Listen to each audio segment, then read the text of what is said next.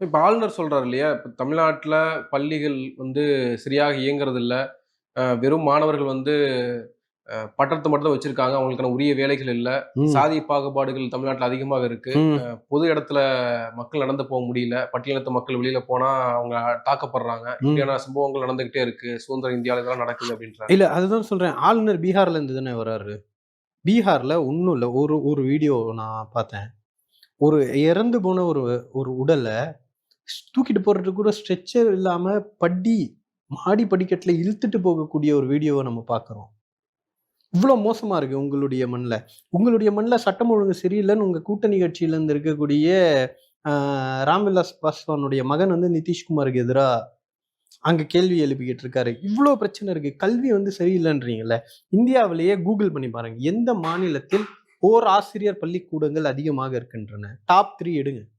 ஒரு ஆசிரியர வச்சுக்கிட்டு, எல்லாம் முழுசா ஒரு பிரைமரி ஸ்கூலோ, இல்ல ஒரு எலிமெண்டரி ஸ்கூலோ, இல்ல 5ஆம் வகுப்பு வரையும் இருக்கக்கூடிய ஒரு பள்ளிக்கூடத்துக்கு, ஒரே ஒரு வாத்தியார வச்சுக்கிட்டு நடத்தக்கூடிய பள்ளிக்கூடங்கள் அதிகமாக இருக்கக்கூடிய மாநிலங்கள் எதுன்னு கூகுள் பண்ணுங்க. பார்த்துட்டு இருக்கக்கூடிய நேயர்களுக்கே நான் சொல்றேன். தமிழ்நாடுல இருக்கான்னு பாருங்க. சரி தமிழ்நாடு இருந்துச்சுன்னா, ஆமா இங்க கல்வி சரியில்லன்னு சொல்லலாம். இங்க அதிகமான ஜிஆர் பட்டப்படிப்பு சேரக்கூடியவர்கள் யார் அதிகமா இருக்காங்கன்னு கணக்கிடுங்க.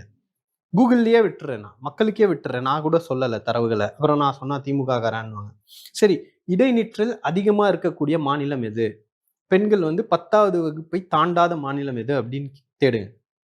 இதெல்லாம் தானே பேராமீட்டர். போற போக்குல இங்க கல்வி சரியில்லன்னு எப்படி சொல்லிட்டு இருக்க முடியும்? ஒரு டேட்டான்னு ஒண்ணு இருக்கணும். அந்த டேட்டாவ எல்லாமே நீங்க எடுத்து வச்சுக்கோங்க. எடுத்து வச்சுட்டு சொல்லுங்க. இப்ப அடுத்த குற்றச்சாட்டு இவரு வச்சாரு. நீங்க வந்து தாக்கப்படுகிறார்கள், அடிக்கப்படுகிறார்கள் அப்படின்னா, இது காலங்காலமாக இருக்கக்கூடிய ஒரு பிரச்சனை. காலங்காலமா வந்து இது நடந்துகிட்டே இருக்கு. இங்க வந்து தலித் சமூகத்துடைய ஒடுக்கப்பட்ட பட்டியலின சமூகத்துடைய உரிமைகளை நாங்க நிலைநாட்டும்போது, ஒரு ஒரு இந்த மாரி சம்பவங்கள்லாம் நடக்கக்கூடிய சூழல் இருக்கும். ஆனா, அத எப்படி அரசு கையாள்கிறது? ஆதிக்க சக்திகள வந்து ஃப்ரீ ஹேண்ட் விட்டுட்டு, அவங்க மேல வழக்கு போடாம, அவங்கள கைது பண்ணாம, அப்படிலாம் விட்டுறது கிடையாது. யாராவது பண்ணாங்கன்னா, நடவடிக்கை எடுத்திருக்கோம். கன்விக்ஷன் வாங்கி தர்றோம். அது சும்மா வழக்கா போடுறதில்ல. கன்விக்ஷன் போக்சோ அதே மாரி சொன்னாரு. இன்னைக்கு போக்சோ வழக்குகள் எவ்ளோ விரைவுல, எவ்ளோ சீக்கிரமா அத நடத்தி, அவங்கள வந்து கன்விக்ஷன் வாங்கி தர்றோம். தண்டனை வாங்கி தர்றோம். வெறும் விசாரணை கைதிகளாக அல்ல, அவர்களுடைய குற்றம் நிரூபிக்கப்பட்டு குற்றவாளிகளா இருக்காங்க. இன்னைக்கு அண்ணா யூனிவர்சிட்டி வழக்குன்னு சொன்னாங்க. எவ்ளோ விரைவா ட்ரையல நடத்தி இன்னைக்கு குற்றவாளியா ஜெயில்ல இருக்கான்ல அந்த பையன்.